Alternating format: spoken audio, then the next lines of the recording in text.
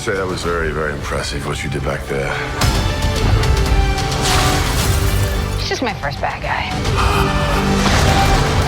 You never forget your first.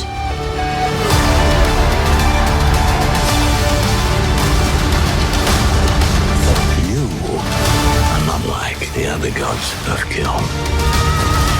Because I have something worth fighting for.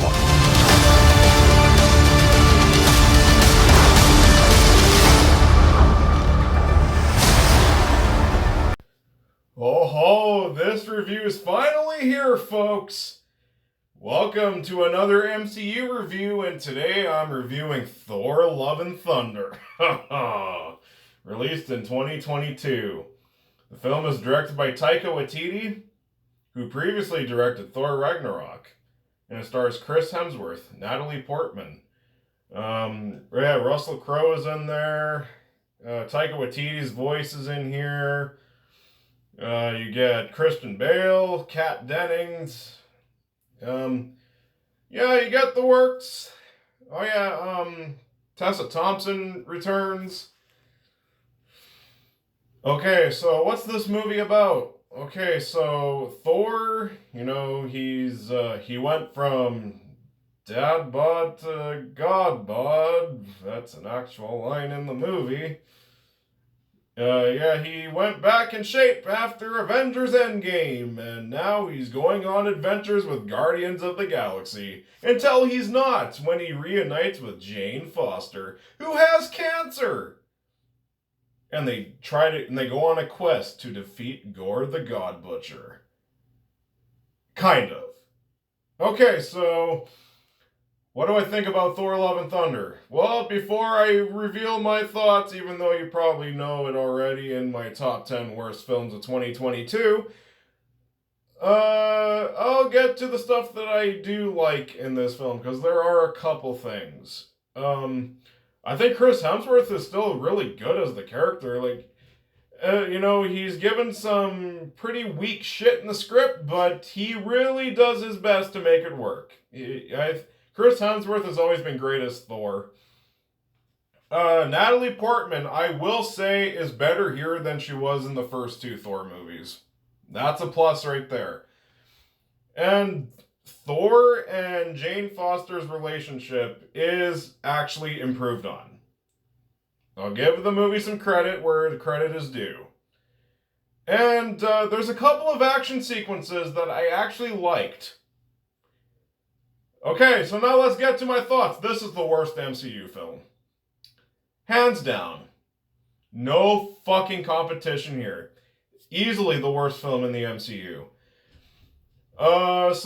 This movie could have been exciting, but instead of actually having exciting shit in it, it's mostly just goofy Adam Sandler tier jokes.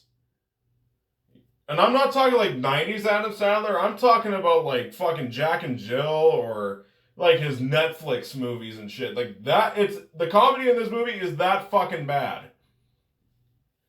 You get cringy ass lines like, "Eat my hammer," or "From God bod to dad bod," or, shit like that. You also get screaming goats that are throughout the entire movie, and they never shut the fuck up. Some people are like, "Oh, they were the best part of the movie." Oh, really? The best part of the movie is goats going, "Ah! Ah! Ah!" throughout a good chunk of the film. You hear that a lot. If that's the best part of the movie for you, to each their own, I guess. I'm not going to be mean about it, but to each their own.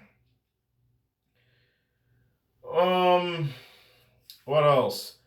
This movie has no idea how to balance tones. Some people are like, Thor Ragnarok didn't either. Yeah, it fucking did. There were serious moments and comedic moments. They all blended nicely in that. Here, oh no, let's throw that balance out the fucking window. Anytime a serious moment happens, all of a sudden, ooh, slapstick gag. Oh, screaming goats. Oh, stupid line. That's this movie. That's the entirety of this movie. And, oh yeah, let's get Christian Bale to play the villain and barely have him in the movie. That's another thing. You got a fucking good villain with a good motive, a great backstory. The great backstory is early on in the movie, before the Marvel Studios logo shows up. That's one of the best parts of the movie. It actually showcased some like serious like dramatic chops and shit like that. It was actually compelling. And then we won't have him in the movie again for the next hour. Sounds good, right? Seriously. Fuck. Yeah, it's not good. Killmonger had more screen time in Black Panther. I apologize to Black Panther for bitching about Killmonger not having that much screen time in it. Gore the God Butcher has way less. He's barely in the movie. I would be surprised. I'd never timed it, but I have the Blu-ray, so I can. I wouldn't be surprised if he had more than at least 15 minutes of screen time in this movie. That's how little screen time he has. It's a total fucking waste. You fucking get an Academy Award winning actor, fucking tons of great shit on his resume, like fuck, The Fighter, The Dark Knight trilogy, American Psycho, all this great shit. You put him in this movie and barely fucking utilize him. Like, what the fuck is up with that?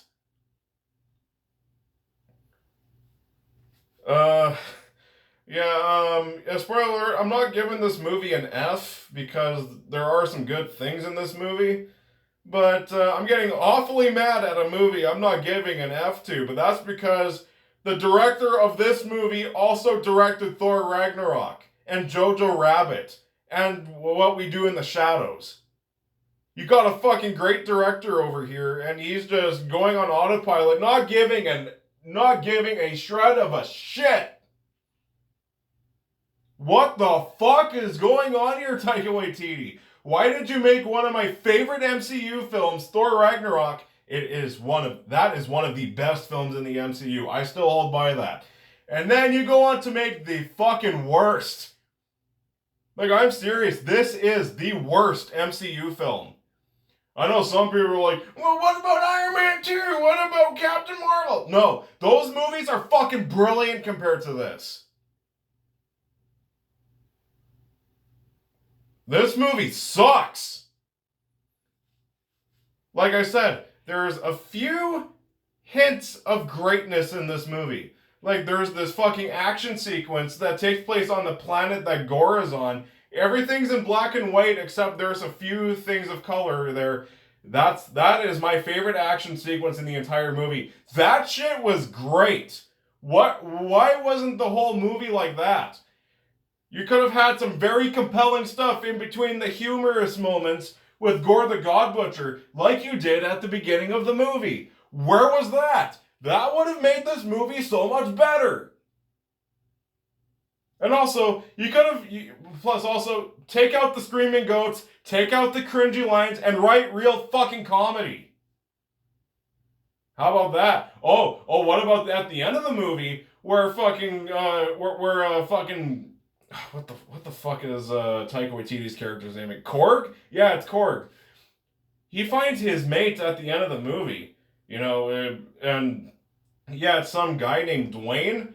Yeah, guess what the joke is? Because he's made of rocks.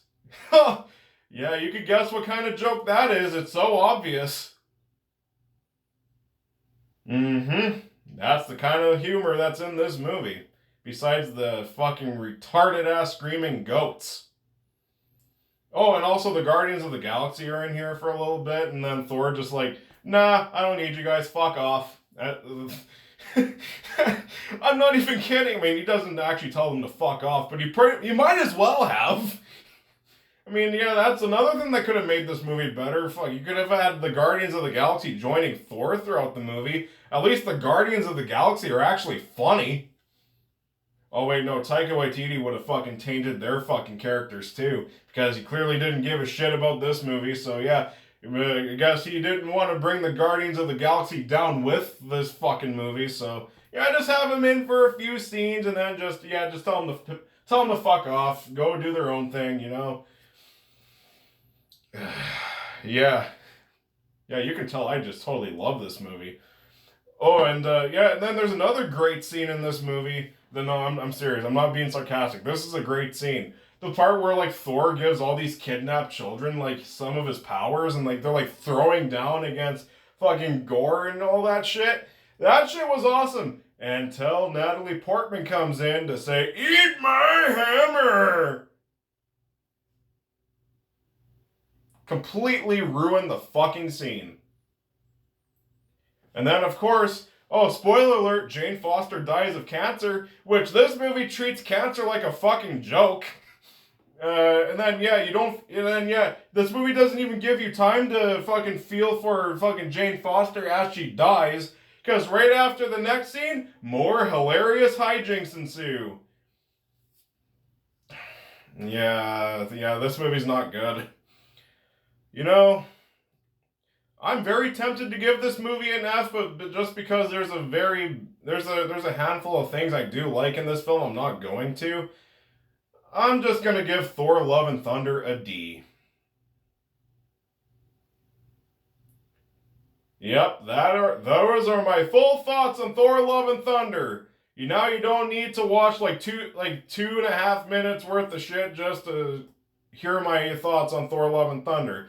Now you got a fucking over 11-minute video stating what I think about this movie. Alright, I got one more MCU film to review after this, then it's on to the 31 Days of Spooks, baby. Oh yeah. Anyways, like, comment, and subscribe.